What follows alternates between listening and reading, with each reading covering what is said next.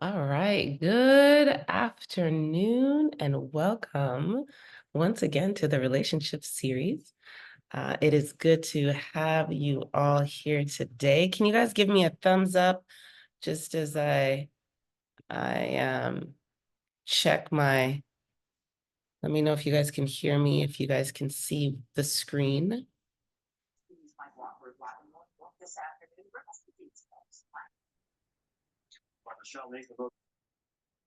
Getting feedback. Who am I getting feedback from? Okay. All righty, all righty, all righty. I think we're good to go. If you guys can't hear me or see me, let me know real quick. I don't see anything popping up, so I'm going to assume that everything is just fine. All right. So welcome again to the relationship series, y'all, where we have transformational conversations about how to revolutionize our relationships. Oh no, but if my unmute, I have ideas of flowers. Oh, we have an unmute, Miss Josie. Good morning, Genevieve. Good morning. Hello. Or good And how afternoon, are you? really. It's lunchtime. So good afternoon Okay, I'm and here. welcome. Welcome, welcome. I'm going to Hi, put you on Marvin. mute. Oh, you were saying, oh, sorry about that. You were saying hi. Uh, all right, Marvin, Josie was saying hi to you. Um, Hello. Awesome. Thank you guys so much for being here. You guys know what we stand for here. We do the work, we heal for real. We sow what we want to grow. I am your host, Genevieve. I am a speaker, I am a coach, I am a trainer, and I am a registered psychotherapist. I'm not an expert. I do struggle in relationships just like everybody else, but I do believe we are created for relationships and that they are the most enriching, fulfilling, meaningful, and powerful part of our existence. And so for me, time spent delving into the nuances of relationships and what can make our relationships better is time well spent. So I love doing this. And we are in season 4 of the relationship series. This is our family edition, and we've been talking about addictions in family, leaving a family legacy, raising rich kids, family vacations, and how all of those pieces and things can enhance and empower our relationships and improve the quality and impact of our relationships. And so it's been a great season so far. We are winding up, coming down to the end. But it's been great. You have been great. Your insights, your questions, your comments are priceless to me. And they have me journaling and thinking into the wee hours of the morning. And so thank you. Thank you guys so much for being here and for letting me do this with you. It is truly the highlight of my week. So thank you guys so much for being here. You can drop your name in the chat if you guys want to introduce yourselves. Again, I love to let you guys know that I am interruptible. I love comments. I love your chat comments, and I love when you turn on your microphones and you say something. You can put up your hand if you want to raise your hand and ask a question.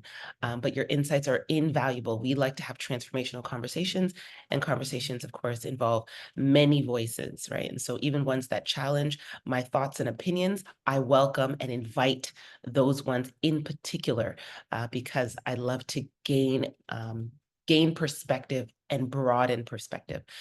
So I invite you and welcome your comments at any point in time. All right, so today our agenda is as follows. Again, very, very, very simple and very, very straightforward. Every week we talk about our why. Why are we talking about this? Why is this an important topic to get into, right? We look at the definition because we want to ground ourselves in meaning. So what does it mean when we say family conflict? What does it mean when we talk about conflict within the family? What is it that we're looking at, right? And so there are many areas, many aspects. There are many ways that we can talk about various topics. And so we want to look at what we are talking about, and we ground ourselves in a definition when we do that. We want to look at reflection. So part of having transformational conversations is for it to impact our lives or transform our lives. And so we look at reflecting or having self-awareness questions to reflect on our own experience with and about family conflict. okay, about any of our topics. But reflection is a big part of growing in self-awareness. And so we do that every week, and we do that together, and it's probably most powerful together because we get the benefit of hearing about other people's perspectives as well and other people's experiences. We'll look at some quotes, some stats as per usual, ground ourselves in the numbers and in the facts, because a lot of times our personal experiences are what inform us about what is true, and our personal experiences are very limited, right? And so we sometimes come up with ideas that are based in our 5 people that we know, but that aren't necessarily true for the larger context, right? And so we look at stats so that they can ground us in what is true, what is trending, and what is generally appropriate or experienced in the world, right? In real life. And so research helps us do that. Research studies help us do that. And I do a lot of research and reading on a daily basis just to come in here and have us talk about these pieces, talk about these things, partially because it's a passion work for me and I enjoy it, but also for us to um, gain that really true, most true perspective. And so research helps us to do that. I challenge you guys every week to take something from what we are talking about, to apply it to your lives, to change something about yourselves. And we'll do that again today. You'll let me know what you guys are going to change and what you guys are going to do, how you guys are going to apply.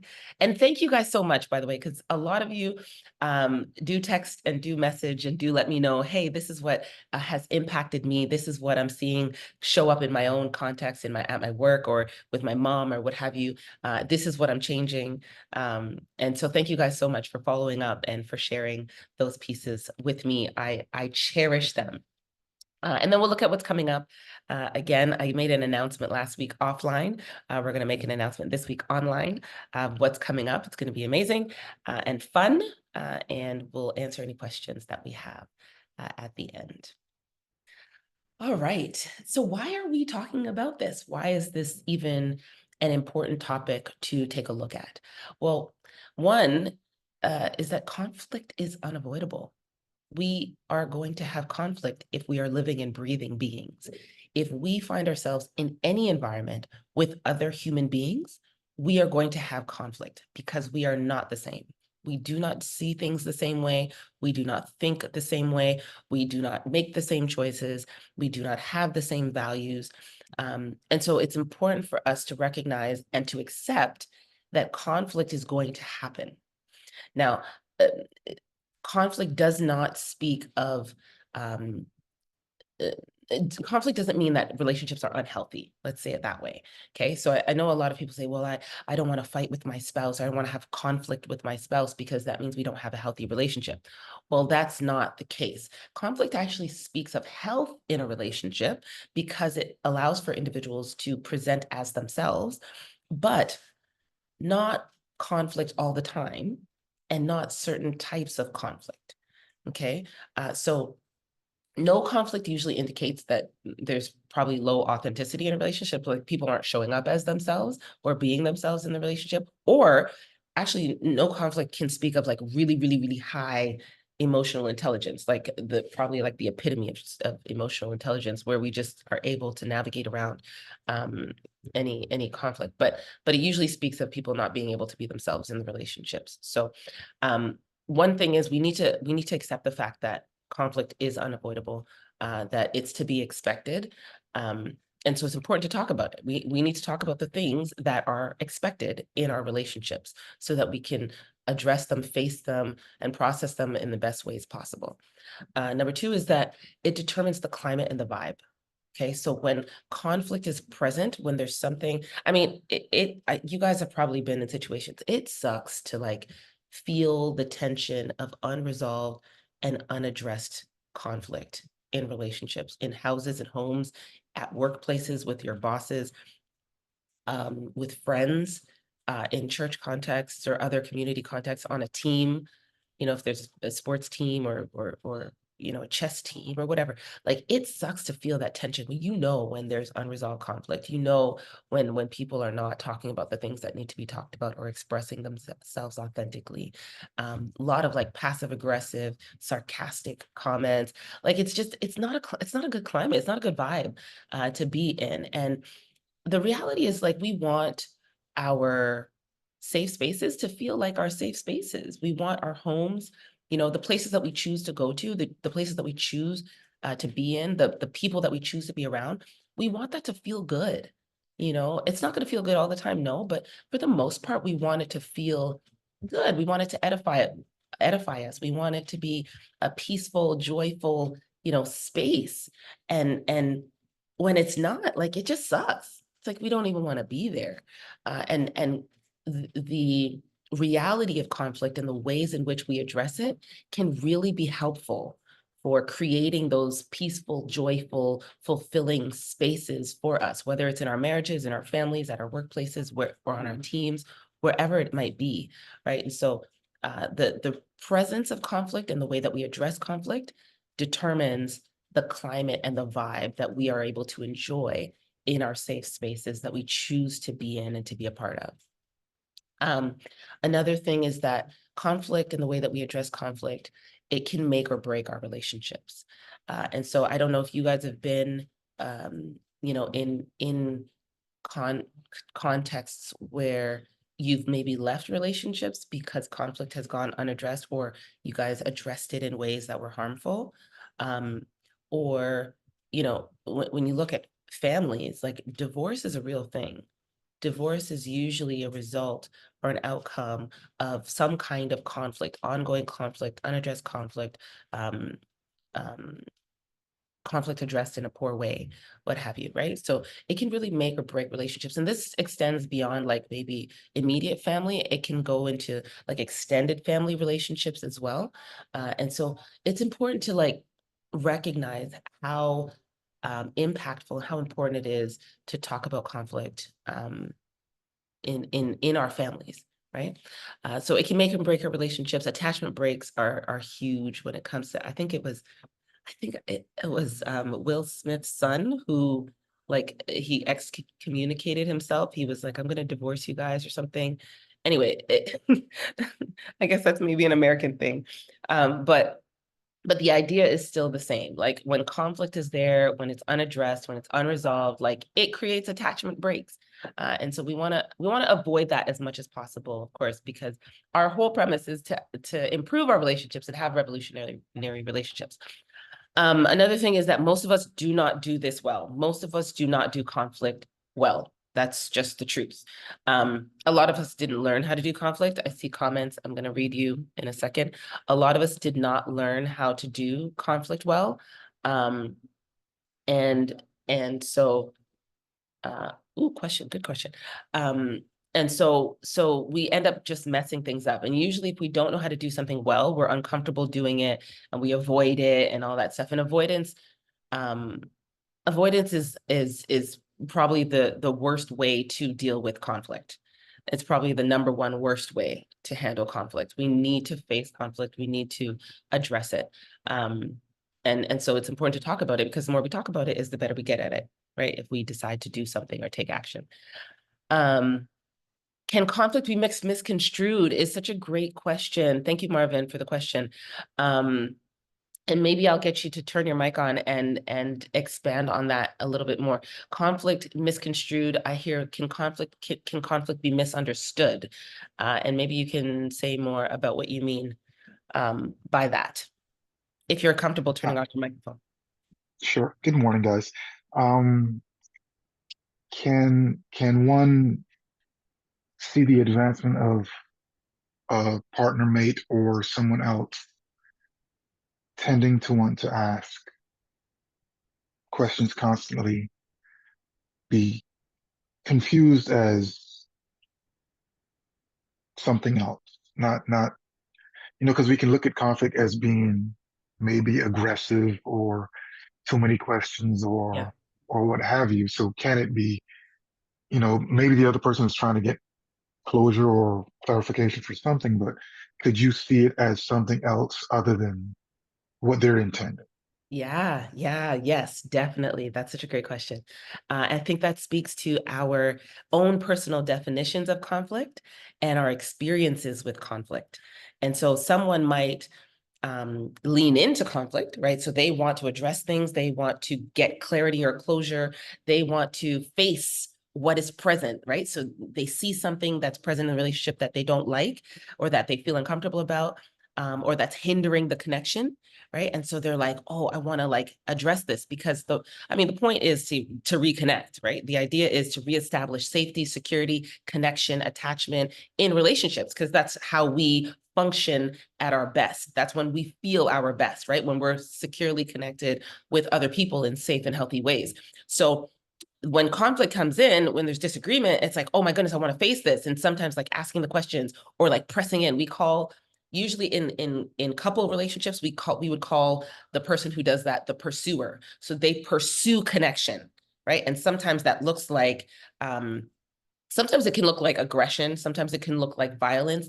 Sometimes it can look like intense, extreme, heightened anger, right? Because the idea is, even if I'm angry or I'm violent, I'm still connecting with this person. I'm still connecting, and the pursuit is for the connection.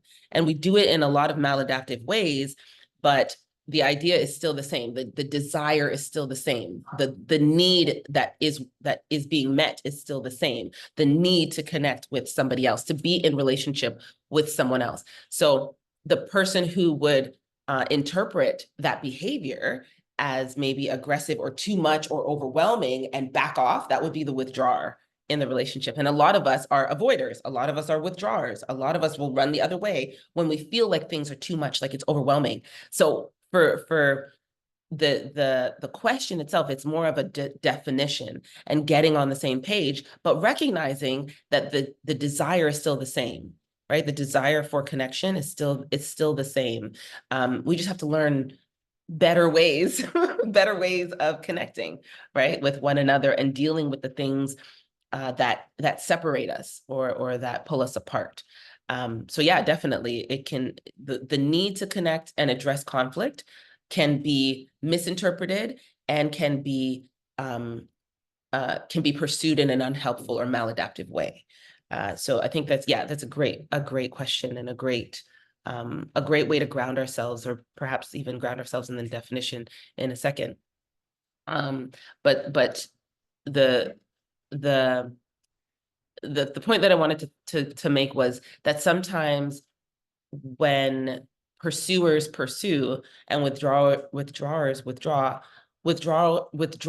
can look like they don't want to address the conflict at all, like they just want to avoid the conflict, or it sometimes comes across as they are okay with the conflict, right? And that may not necessarily be the case, but it's just that they haven't developed, let's say, the tools or the mechanisms to handle the conflict in an appropriate way that brings about resolution for the friendship or whatever the relationship is. So yeah, great question. Does that answer your question? I don't know if that even answered your question. I was just kind of talking off the cuff, but It kind of reached where I think I needed to reach. Absolutely. yeah. And maybe, I don't know if you feel comfortable, but yeah, you can certainly share, some of your own experience there, just as it pertains to how you interpret um, addressing conflict, or even the pursuing of conflict, or maybe what and maybe this is a reflection, we'll talk about this in a second, but even your preferred way of handling conflict, right? What are the steps that you prefer to take in order to address conflict and handle conflicts that do come up? I see another comment in the chat. Bonita, hey girl. So how can we move forward with unresolved conflict? Oh, that's a great question too. I love that question. So we'll look at the hold on, we'll look at the definition in a second. And we'll get to that question. So I want you to hold on for just 1 second. I'm getting feedback from somewhere. Where am I getting that from? Sorry, I have my other device on,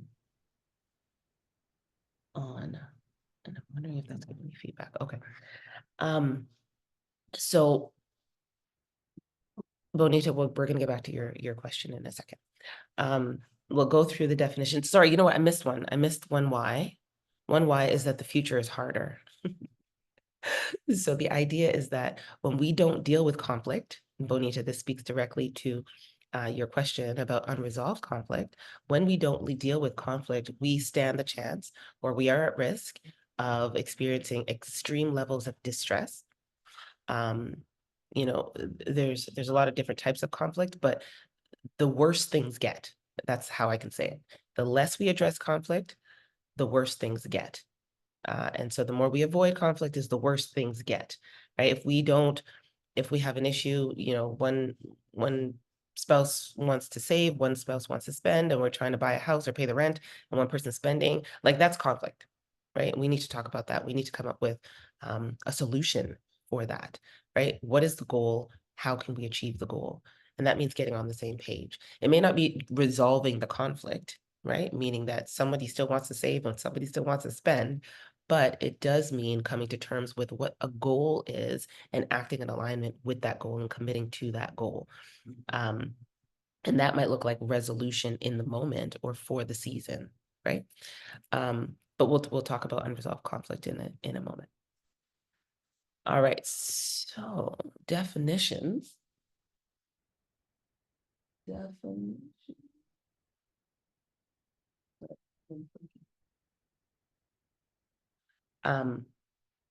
Definition of conflict. Let's look at family conflict definition. Active opposition. I like that term. Opposition. Opposition between family members. And that can look like on any level, right? Whether there's resistance verbally, whether there is acting out verbally, whether there's resistance physically, whether there's acting out physically. Any and all of these levels and areas can experience some kind of opposition or conflict or differences. That turn into conflict. So opposition is the key word there. Struggle over values or status. Oh, I love this definition. Struggle over values or status, right? When it comes to power, influence, or control, especially when we're looking at families, it's not just adults, right? So children can struggle over power and status, and may not be power to make decisions within the family context, but to make decisions and to be asked their opinions, right? So children can be like, oh, I want to wear my uniform skirt instead of my uniform pants today, right? Is there room? Is there space for that? Is there space to make decisions? Or is it just like, no, you're going to do what I say? And sometimes that can turn into, well, those kinds of children who experience that can turn into adults who don't know how to make decisions or who aren't confident in making decisions for how to navigate their lives. And that can be really, really hard. I know I work with a lot of clients who struggle with trusting themselves, trusting the decisions that they make for themselves. And it's partially related to not having been given the opportunity to learn how to make decisions for themselves, right? Decisions were made for them. They were told what to do. So even when it comes to struggle over like values and status and power and influence, that can look like being able to make decisions, you know, within the context of the family, being asked what your opinion is, what your thoughts are, you know, just having input and things like that.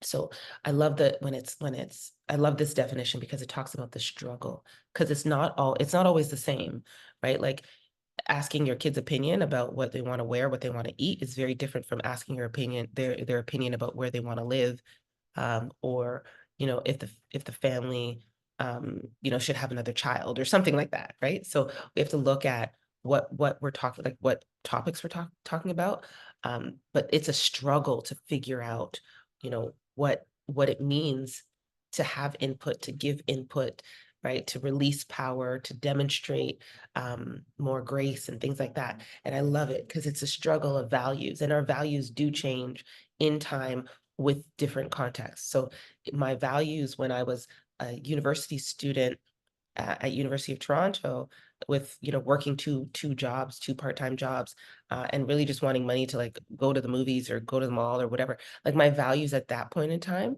were very different from myself now as a grown adult, you know, who wants different things for her life, right? I might have valued friendship and freedom then, and I might value, I don't know, peace of mind and you know, I don't know, whatever else now, right? There's a lot of different values, honesty, maybe trust or whatever. So I think we also have to recognize that there's a struggle in even being able to reconcile our own values within ourselves, right? Sometimes we state we have values, like I value my health and, you know, or yeah, being healthy, let's say. At one point, I might have gone to the gym 6 times a week, right? That would demonstrate that I do value that thing. Now, if I sit on the couch all day and watch TV, do I really still value that thing? I might say I value it, but my actions don't show that I value that thing. So even our own internal struggle with our values to determine what we value at different points in our lives, and how we uphold those values, in and around the people that we love and care for.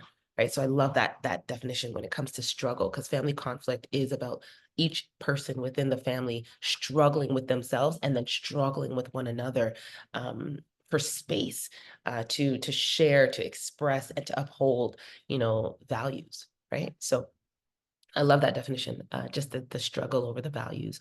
And then in family conflict, most of the time, when there's extreme and ongoing family conflict that's unresolved, or perhaps that's harmful, um, family members are viewed as opponents rather than as team members. So rather than viewed as a family unit, we're viewed as individuals within this unit that are opposing one another and that are fighting, or that have to fight, fight each other.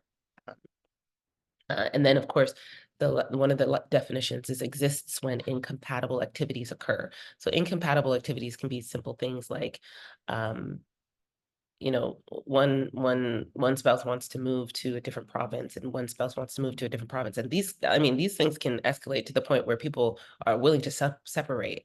Like I'm working with a couple now, who they're just like, well, one of us wants to live here, one of us wants to live there, and so we're just going to separate. Like that's the solution, for the difference of the incompatible activities, or the difference of opinion. It doesn't always have to get to that, so that's the definition we're working with now. And I think for ourselves, as we reflect and we ask ourselves questions, like just determining for yourself, like, what is your definition of conflict? What do you consider conflict, um, in your family, and your family that you grew up in, or the family that you're in now? How did your parents, maybe your caregivers, your significant nurturers, how did they handle or bring up conflict, right? What was your family of origin experience like when it comes to conflict? Like, um, what did you see? What did you not see? I remember when, and I mean, I grew up in a Caribbean African household, and so conflict was usually not celebrated or welcomed. Um, there's a lot of like saying things or doing things that were, as a child, that were meant to be just accepted. Like there's no real room for like conversation or like talking back. Like talking back was considered conflict when I was growing up. Like we didn't talk back. We didn't really ask questions. We didn't ask for clarification. We kind of just did what we were told. We listened and we obeyed. And there's room for that, yes. Um, but I remember, and I didn't really see a lot. I think back and I'm like, I didn't really see a lot of like conflict, between my parents. But I do remember when I got married, um, a friend of mine had asked myself and my husband, to babysit their kids. They were going away for like a month, and these were my godkids. And they asked me and my husband to stay at their house with their kids for a month. And my husband and I would engage in like conflict, right? So have like arguments and so on. And I was so scared, like the kids would hear, and I'd be like, okay, let's like, not let the kids hear. And I remember one time the kids were nearby, and he said something really sharp to me, and I said something like really sharp back. And I was like, well, and then I was like, okay, stop talking because the kids are there. And he was just like, why? Like they can hear, they can listen in on how we talk about this thing, how our emotions escalate and how they then de-escalate, how we talk about the situation to the point where we can resolve it. And I was like, that's not a thing that I'm used to, or that I was used to. But I remember he taught me that lesson. Like, it's okay to have hard conversation in front of children, and to demonstrate or illustrate, show, display how to get from, a difficult or a disagreement through a difficult conversation to a resolution, right? It's okay to do that, especially if, well, I should say if the topic is children appropriate.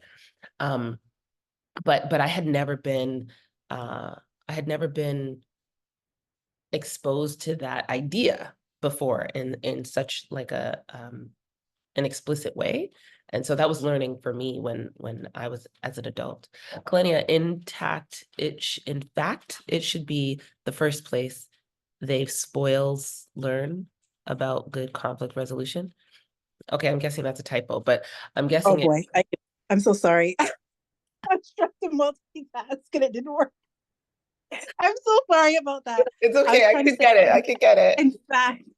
in fact, the first place that we should learn about good conflict resolution should be at home in a safe place, especially if there's a place for feedback and like discussion and them asking questions about why did you say that, or why did you respond that way. That it Like in an ideal world, the home should be the first place where you learn these lessons, so you're ready when you go outside and you don't have the safety of people who actually care about you.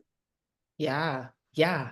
And I love that point. People who actually care about you, right? Like in that space, in your home, that's the expectation. That's the baseline, that we're resolving the conflict with the people that care about us, that we care about. And we're doing that because we care, right? Like we bring things up and we express ourselves and we share because we care. We care about those relationships, right? And nobody can push our buttons like our family members. Nobody.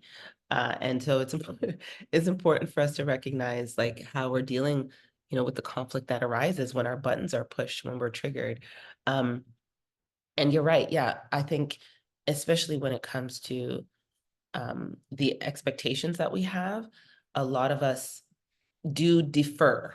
We defer our conflict resolution expectations, or we outsource our conflict resolution expectations to like, well, the church should teach them or school should teach them how to resolve conflict. But in essence, what happens is we act out when we get into those other contexts. We act out in the ways that we learned in our families of origin, right? And so sometimes at work or at school or at church or wherever, we end up in like very dramatic situations because we don't know how to we don't know how to address or face conflict. We don't know how to bring up conflict in healthy ways.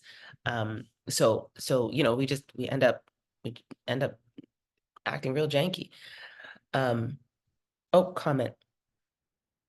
We bring those tools back home, the people there don't respond well. Yeah, that can definitely be a thing. I think as we learning, and I think that maybe like as adults, more as adults, as we grow, and we learn different ways. And a lot of us are from, well, I know, my Caribbean background is very unique. I grew up in Toronto, so I think I learned a lot of my conflict resolution ideas from other people who grew up in this context, or in a Toronto, like Western context, which some of those values and those ideals are not valued in like my primary cultural context. And so having things like having conversation, talking about things, having my opinion honored or respected or requested, like those aren't values that were present in my primary cultural context, right? And I don't think that I think that's a very Western thing. It's a very Eurocentric thing. So even then, bringing those tools back home, like, oh, can I ask a question? Can I be open about this? Can I express? Can I ask you why or what you intended by, that comment? Or when I express to you that something you've said now hurts me, what do you do? Right? I say to you, something you've done has offended me or has hurt me. If you are an adult in that family, how do you receive that? If your primary experience has said like children don't speak, they don't have opinions, right? So yeah, they won't respond well because now we're bringing new ideas back into the family system. And that's disrupting the homeostasis. That's disrupting what the family has been used to all this time. Right. And so, yeah, really important to recognize that even new ideas, as good as they might be, they can also create and stir up conflict. Right. Um, Bonita, as adults, I don't think we actually realize this is a teaching moment for our children. I know I didn't. This is a great point. Yes. That's awesome. So for sure, Bonita, I don't know if you want to expand on that, but yeah, using conflict as an opportunity to teach. But you're speaking in hindsight. So you're speaking from a position where you can look back and say, I missed opportunities to speak to my kids and to teach my kids about, resolution, resolving conflict, coming to, like, you're looking back now saying, oh, I missed these opportunities. Um, and at the time, like, what do you wish you would have had? Like, what did you learn, in your own family context? I think to myself, you can't give what you don't have, right? And so how did you sort of learn to do conflict differently in your I guess your evolution, your growth process? Yeah, I can speak to that as well. That would be kind of cool. When it came to conflict resolution with my husband. Oh, yeah, yeah, yeah, yeah, yeah. And so, oh my gosh, yeah, that's such a good point too. To look at conflict resolution as um or to look at and even in family conflict, sibling rivalry, sibling conflict is not something that's well researched, but there's a high prevalence of sibling conflict. I think it's the highest area of conflict in a family, like higher than spouses, is like between siblings. And I never knew that till a couple years back when I was doing some research, and I was like, oh, that's interesting, right? Because a lot of siblings get along, but a lot more siblings don't. So that's interesting too. But Bonita, yeah, speaking to that, like looking at moving into a space where you had to do conflict resolution with your husband when you got married. And same for me. Like I didn't really even think about it until I got married because I was like, oh my gosh, there's a lot of things here I don't know how to do. Like I don't want to feel this way. Sometimes in my family of origin, I was a withdrawer. Like I'd go to my room and read books. Sweet Valley High. I was into like, all the Judy Blume. I was in the books. So I didn't even pay attention to conflict. And even now I still kind of check out at times and withdraw. But I think it's important to recognize that when we're in a really important relationship and we realize like, oh, we don't know, we don't have the skills, like what do we do at that point? I grew up like you where children didn't have a lot of opinions. Yeah, my parents had horrible conflict resolution until they divorced. Ooh, yeah, yeah. Sweet Valley High. Yes, you read Sweet Valley High too? That's cool. Um, but yeah, it's interesting. Even when it comes to what like the stakes we're dealing with, sometimes we don't realize or we're not motivated, let's say, to develop those skills until we've lost things.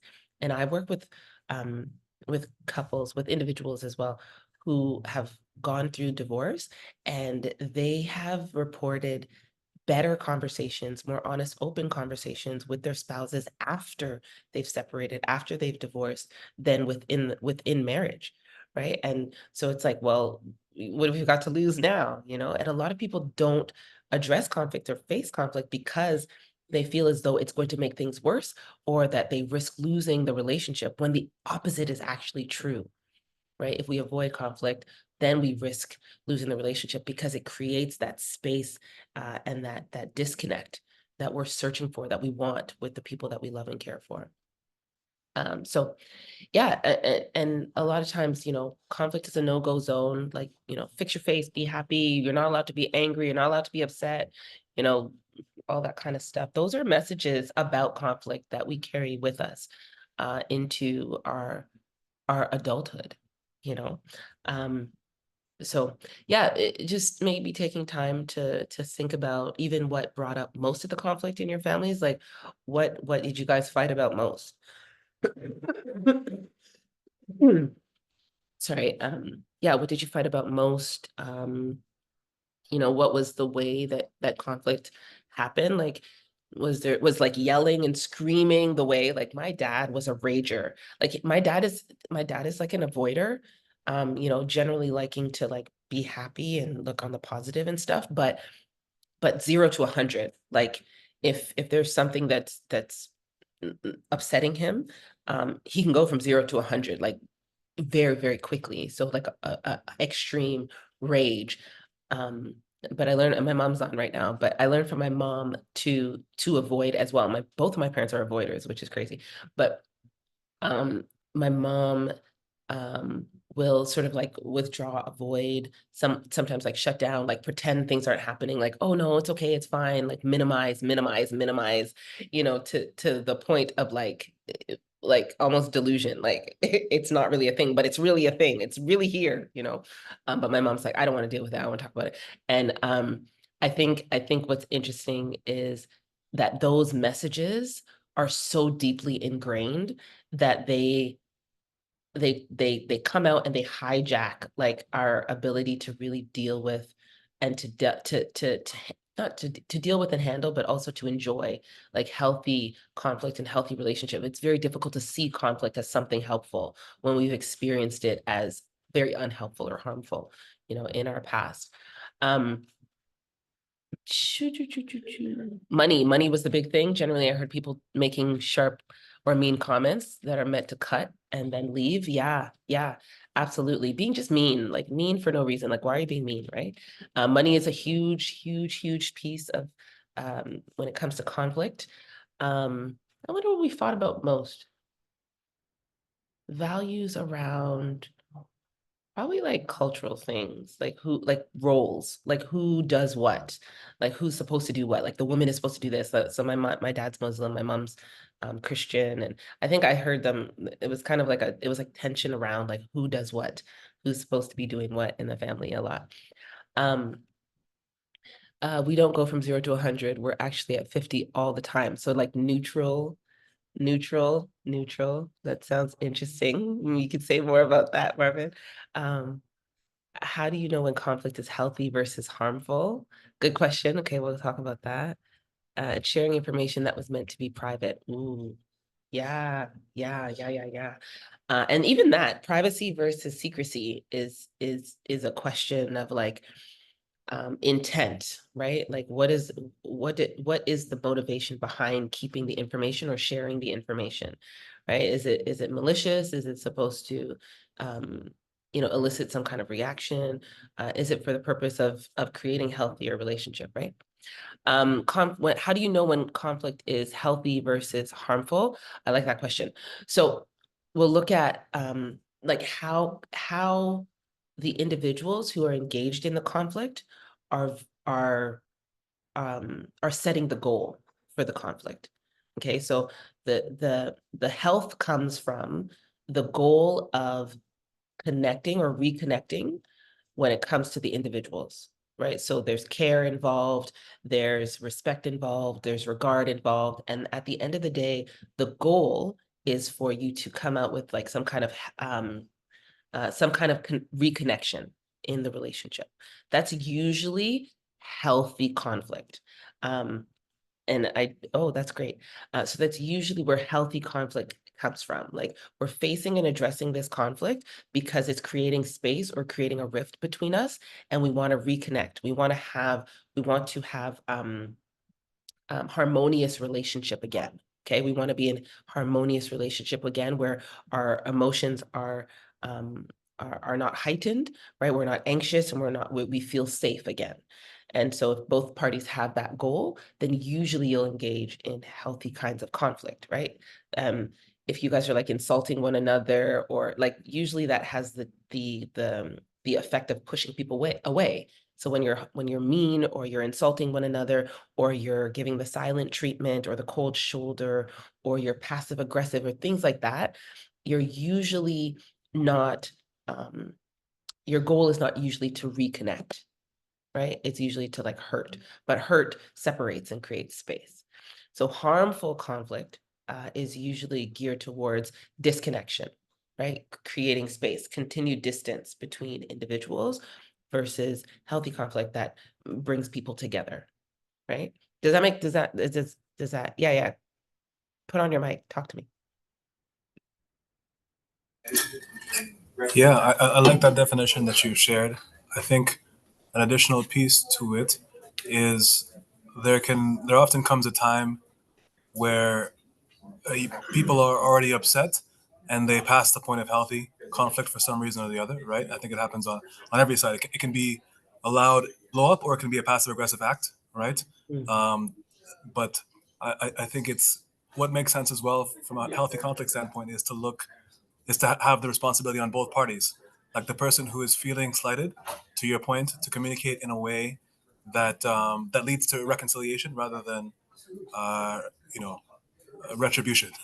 And also, in the event that, let's say, you're a husband and your wife is doing something passive aggressively, rather than escalating, take a step back and say, okay, even though they didn't handle this in a healthy way, how can I respond with a healthy recognition that they're experiencing something that that's obviously bothering them. Same thing if the husband blows up or vice versa or any situation like that. Yeah, absolutely. And that and then that does speak to the internal goal, right? The internal goal would be then to reconnect. Like, even though this person didn't approach or respond to me in a way that I like, my goal is to reconnect with them. And so now I'm going to act in a way or respond in a way that pursues that goal, right? And so yeah, definitely. I think and again, it's all internal. Like, I can't tell you to have that goal. You can't tell me to have that goal. And in the context of families, especially when it comes to children, we have to model that as adults, right? And it's kind of like you catch it. It's like it's osmosis as opposed to something that you tell, right? Oh, great comments in the chat. Agreeing with Marvin, going from 0 to 100, both men and women, but really we were upset before, and it was intensified due to not feeling respected or valued, leading into a blow up. Yeah. And again, when we're talking about conflict, we're looking at how we hold conflict. When we face and address things, they don't have a chance to build up, right? When we feel devalued or we feel slighted or what have you, and we say it out loud, first of all, the people that love and care for us probably want to know if they're doing things that hurt us, because they probably don't really want to hurt us. Like, that's the truth. Like, I don't want to know that I'm doing things or saying things or I'm coming across in a way that hurts my loved ones. And so if I don't know that my behavior is doing that, then I'm going to keep doing it. Right. But if I know, it is likely that I'm going to try and check myself because I love and care for this person. And I think sometimes we think, oh, this person's doing it on purpose. They should know. They should know that this is bothering me or hurting me. But that's just not true. It's not true. Right. And so the less buildup we have is the more able we are to regulate our emotions. Bonita, thank you so much for expanding. Our conflict came because of how we were raised in different parenting styles. Yeah. So you were raised by a single parent and your husband had two parents. And his dad was the rule maker. So he learned how to make rules for his family. Yeah. And you didn't have to go through a dad or give or for permission. And so, yeah, those two different dynamics coming into the marital dyad, and having to learn about what it meant for him to have his dad make rules and for him to take after his dad, and what it meant for you to not have a dad give you rules to follow, right? And so not having that as a value system, right? And then we didn't discuss how we wanted to raise our children beforehand. Ooh, yeah, you see, so important for us to have these conversations, right? And talk about these things. Okay, so we'll look at, I'll just be mindful of the time. We'll look at common causes of family conflict. Okay, these are the most common causes of family conflict. I put a baby here. Babies, when families go through transition or tragedy, actually, it can actually lead to or stir up conflict. Transitions can be things like moving from neighborhood to neighborhood. It can be parents getting different jobs. It can be having a child, okay, having another child, having another child. Those are all transitional spaces within families. And we have, again, Bonita, so clearly, we didn't talk about it beforehand.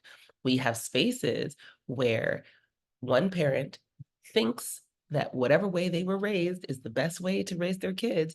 And they come in and they say this, that, and that's just not going to work for their particular family at their particular time. And so they need to have these conversations and face them in order to resolve the conflicts. Conflicts around money, huge contributor to actually divorce. But we have different ideas. We just have different feelings and different relationships with money. And it just comes out. We have like very like fierce affinities and loyalties to how we handle money and what we think is right when it comes to money. So it brings up a lot of conflict in families. Our value systems, any belief systems or politics, our if we're for or against abortion, for example, religious ideals, if we subscribe to Buddhism or Christianity or whatever, like these are value systems that we subscribe to, and they do come out. They come up and they come out in our family context, right? And they can stir up conflict. I put a little boy here with a broom, chores, right? Taking care of this family space, the family home, that can be a source of conflict, right? How we handle hygiene, how we handle care, taking care of the external things, how we care for our homes, how we care for our bodies. Yeah, like all of that can create conflict. If you're messy, you're not messy, and all these things can create conflict. And then we can start saying things like, anyway, saying mean things that aren't necessary. But all of that can create conflict. I think one of the major sources of conflict or causes of conflict is the lack of communication or the way communication happens, right? So whether we communicate openly, again, whether we deny, we avoid, we pretend things aren't happening, communication is so key when it comes to helping or hindering conflict within families. All right, so common causes and then common responses. Find yourself here. Find yourself here. Do you fight? Do you flight? Do you freeze? So many of us are very familiar with our instincts or our reflexes as human beings. So when we're presented with something that's considered a threat or danger, conflict again can be considered a danger to some of us or a threat to some of us. Others of us now at this point in my life, I can deal with confrontation. I can deal with conflict a lot better than I could 10, 15 years ago. And I saw it as dangerous or threatening to the relationship and to the relationship connection. Today, I don't, because I've been able to engage in healthy conflict and to face conflict within the context of my relationships and still enjoy healthy, strong bonds with other people, right? So I have a different definition now because of a different experience now. All right, Samuel, thank you so much for great topic and slides. Thank you so much, Sam, for being here and for your input. Appreciate it. And I want to get you guys out here on time, so we'll run through the slides. But again, I'm interruptible, so we don't always have to run through the slides. But yes, fight, flight, or freeze. You guys let me know. In recent studies, we've come up with more Fs to add to the list. So we can either fight, flight, freeze. We can fawn, which is usually like adapting to other people's expectations of us. So like something like loosening our boundaries or people pleasing, that's fawning. And facing is usually the best response, right? So facing is not fighting, facing is facing, right? So addressing what is present in an emotionally regulated way with a specific goal and vision in mind to reconnect with the other person. And we're not talking about harmful situations where there's literal danger of like abuse or violence. We're not talking about that. We're talking about relational context, family conflict, families where we want to resolve, we want to reconnect, we want to have healthy, peaceful, joyful spaces. And we have a comment in the chat. Does it help? Can it help if we not call it conflict and use it or call it by another name? Yeah, name by all means, of course. Semantics are so important. I mean, the definition is conflict. I think a lot of us have difficulty with the idea of conflict, but if in your mind, the easier thing to do is call it something else as opposed to redefine or reestablish and reframe your relationship with the term, then do that, right? Like do what works for you. What would you call it? And that's maybe my question. What would you call it if you didn't call it conflict? Discussing or possibly just calling it, let's have a sit down, let's have a talk, that type of stuff. Okay. Yeah. Absolutely. Okay. So so different semantics. So calling it some redefining or not redefining, sorry, relabeling, renaming it as like having a talk or having a conversation and let's have a sit down and so on. Defense mechanism is usually to walk away from the relationship if it's not a family member. So cut off, that's withdrawing. Yeah, so that's flighting. I think, I don't know, I think I have like, it just, I think I have a strong flight response as well. Like, even if I don't physically flight, like I'll emotionally flight or like mentally flight. Like I'm like, yeah, okay, sure. But I'm like really not there sometimes. Um, and yeah, I think there's different levels to it because even fighting, like you don't have to physically fight to fight. Like something like withholding information or withholding affection, that's actually a fight response. That's not a flight response. That's a fight response. You're fighting. You're saying, "Oh, I'm gonna show you. I'm gonna show Mhm. you how mad I am. I'm gonna show you, right? I'm gonna withhold my love and affection. I'm not gonna talk. I'm gonna be silent and all these things." Like that's actually a fight response, but it doesn't look like fighting. So it doesn't always have to be like aggressive, big, loud, violent to be a fight response. And again, it doesn't have to be like a physical disappearing to be a flight response. Um, so yeah, I see a hand raised and a comment in the chat. Yeah, I think that response, I think I just found out recently that I am called an avoidant. Mhm, So I think us who do that, who just back away, take a couple minutes, and then your partner is someone who wants to get stuff resolved right away, mhm. kind of intensifies the conflict. And then Yes. unfortunately for me, I just go into total shutdown, Mhm. because I don't want to address the conflict currently or right then and there.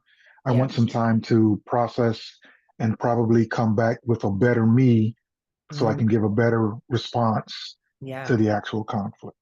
Yeah. Yeah. I'm a fellow avoidant. I've been training. Oh wait, hold on. I'm a recovering avoidant. I've been training to face things more readily, like more immediately. And partially it's because I'm more emotionally regulated now. Whereas before I was like, no, no, no. Like I'm gonna say something. I'm gonna say something. And I don't want to regret my words. I'm too grown for that. I'm too grown for that now. I'm like, I'm gonna hold my tongue. But I remember, yeah, growing up before I started learning about this and what was best in the context of relationships. Like, yeah, I would just, I, uh, I don't need to deal with you. I'm cutting you off. I'm just going away. But again, like if I have a value for people in relationships, that's not actually what I want. Like I want I want to be in good relationship and communication with you, you know? So it's going to take extra effort and it takes work. So you know it, Marvin, you must know it because man, we'll avoid from now till kingdom come. Yes, we will. All right, let me read this slide. Oh, am I missing a comment in this? Oh, here we go. Comment in the chat. Yes, it must, it does seem easier at times to focus energy elsewhere. But then we end up losing in the end, yes. Even for our own personal growth and healing, because of course we don't have to grow or heal if we're avoiding. And then Selenia says, I also feel like there's much to be said about paying attention to the other person's conflict style, especially in a close relationship, and giving the other person the necessary space needed as long as it leads to resolution. Yes, for sure. And that's again part of loving and caring for the other person, the other people. Value is the key. Yeah. If we value the other person, if we truly care for the other people in our families and so on, then we'll do that work. Right. And so yeah, we can check ourselves even on that question. Like, do we actually care for? I remember I asked myself this years ago. I was like, do I actually care for the people that are around me? Do I truly love them? Sorry. Do I truly love and care for them? And if I do truly love and care for them, am I acting like it? Um, so, okay, we're gonna wrap up here. Give me a couple of more minutes. I'll run through the rest of these slides. I do want to give you guys the stats and then a book recommendation, maybe some quick tips, and then we'll close out here. Okay, I'm gonna ask you guys for 5 extra minutes, and then we'll shut it down. So this is a quote by Aristotle. Anyone can become angry, that is easy, but to be angry with the right person, to the right degree, at the right time, for the right purpose, and in the right way, that is not easy. I love this quote because this speaks to conflict directly, right? How are we addressing? How are we facing? Who are we facing? What are we saying? How are we regulating ourselves and viewing the situation? And what is our goal? you know, for the outcome, right? We have to talk about and think about all of those pieces and all those things. These are just some memes that or some quotes that I saw that I thought were good. Avoiding conflict is conflict. Great quote. It's the truth. Just relax and accept the crazy. A lot of us feel as though our families are dysfunctional. We'll get to the stats in a second, but you'll see that you're probably normal. And peace is not the absence of conflict, but the ability to cope with it. Mahatma Gandhi, one of the wisest souls ever to live. So those are just some quotes. This is a book that I do want to recommend to you all. It's called Boundaries by Henry Cloud and Dr. John Townsend. There's boundaries for spouses, for marriages, for kids, for parenting. There's boundaries for all kinds of things. So like just different iterations of the book, but boundaries in and of itself, looking at ourselves and our own lives and how we manage things, really, really important for conflict resolution. Very important. I know it sounds interesting because conflict has to do with another person. Boundaries have to do with the self, but regulating and managing the self can help us tremendously in how we work with and handle our relationships with other people. So I want to recommend this book to you if you don't have it, if you haven't read it. Boundaries, Dr. Henry Cloud and Dr. John Townsend. Go and get the book.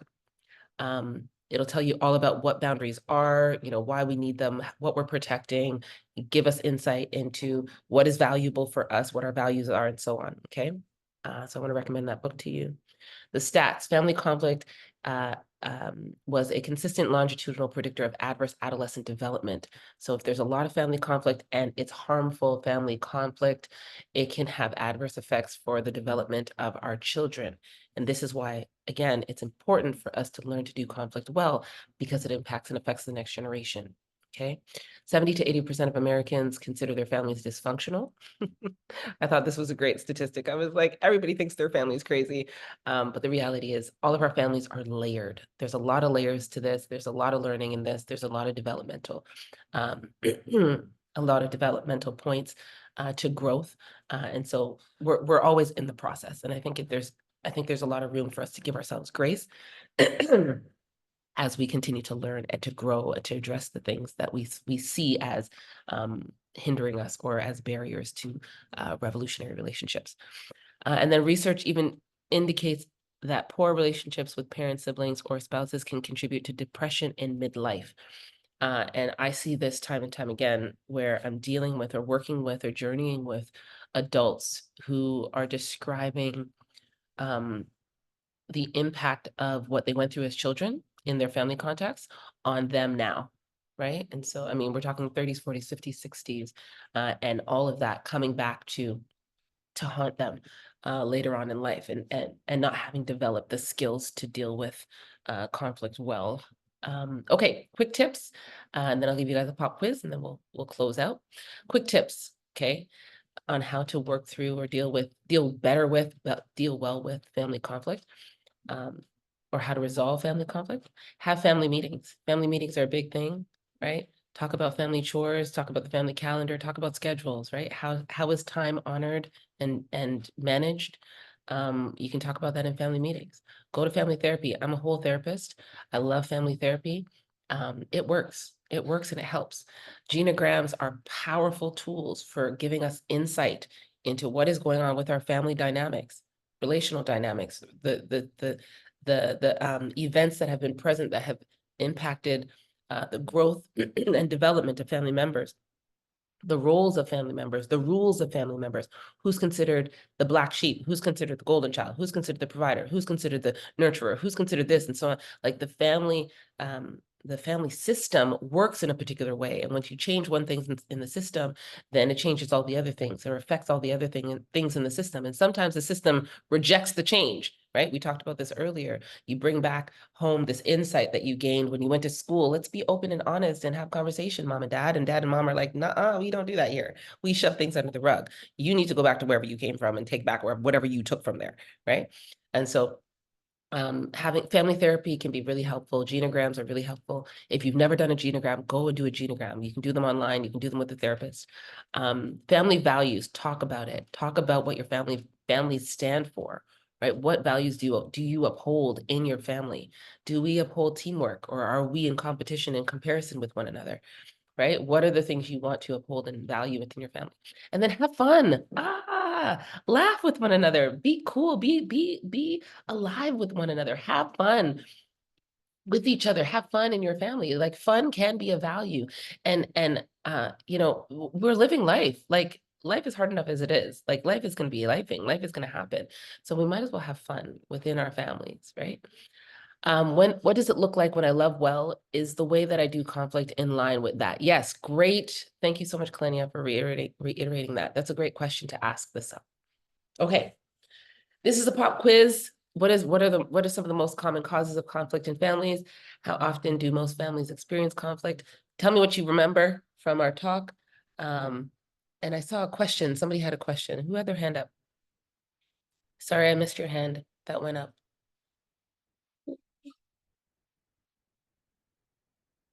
Okay, I don't know who it was. Sorry, I saw a hand, but I don't know where it went. Okay, most common causes of conflict in families. What's the most common cause of conflict in families, y'all? You remember? Were you here? Were you present with us? Finances? Finances, yes, most common cause of conflict in families, and also communication. How often do most families experience conflict?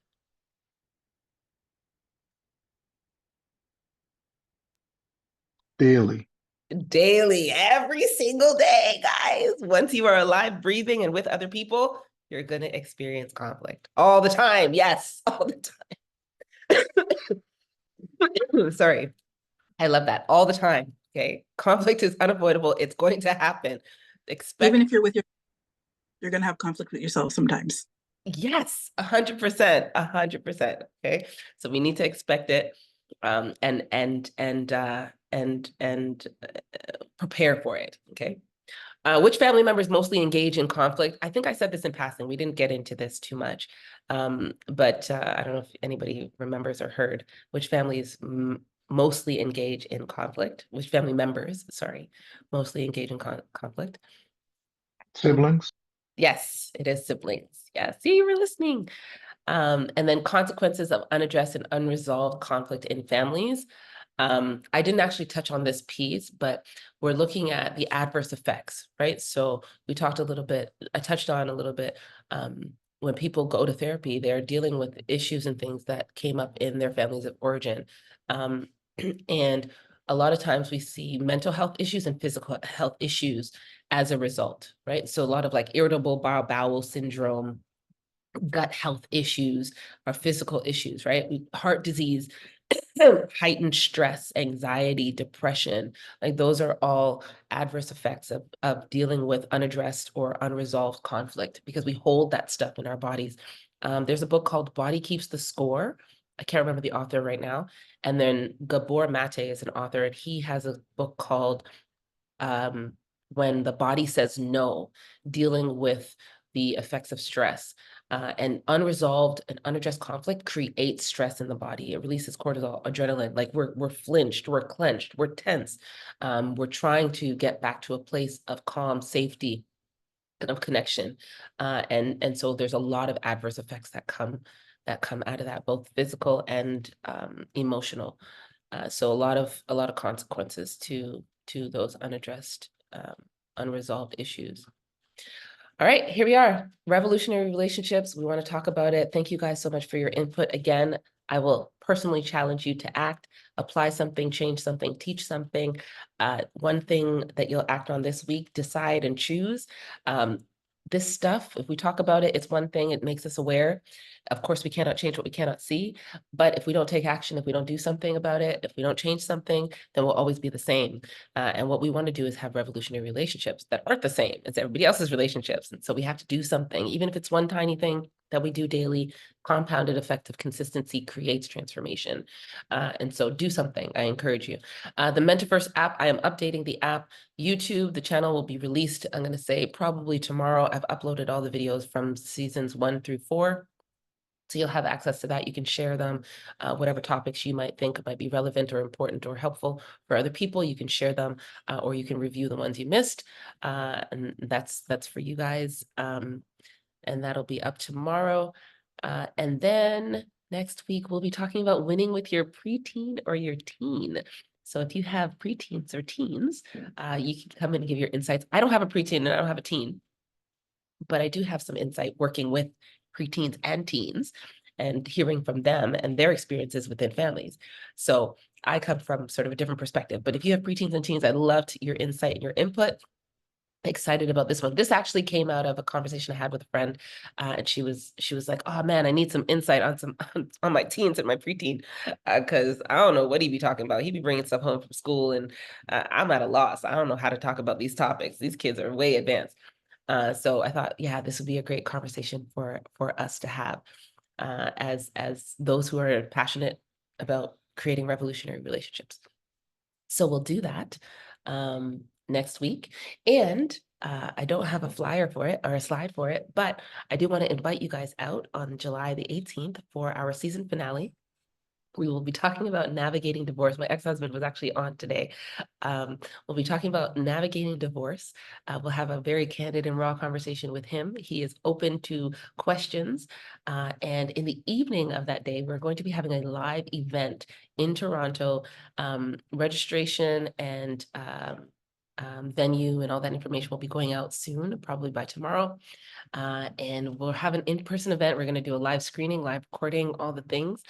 It'll be a lot of fun, but it'll also be very challenging. And the challenge is for us to revolutionize our relationships and to see that revolutionary relationships are possible with time, with effort, with work, with energy, with prayer, with forgiveness, with all the things that we've learned about tough conversations and, you know, good apologies and all the things we've been talking about that are elements of elements and components of healthy relationships.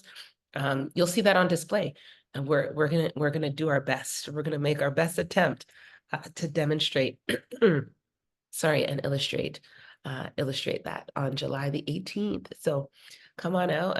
I'm personally inviting you to come on out and to share, to invite others you think might benefit from the conversation. So thank you guys again for being here. We will see you next week on the relationship series, 12 noon on Thursday. Be out, and we'll have another transformational conversation. So you guys have a great rest of the day. And thank you guys so much for being so gracious and for offering a little extra of your time today, since we did go over time. Jada, thank you. Erica, thank you. Thank you guys.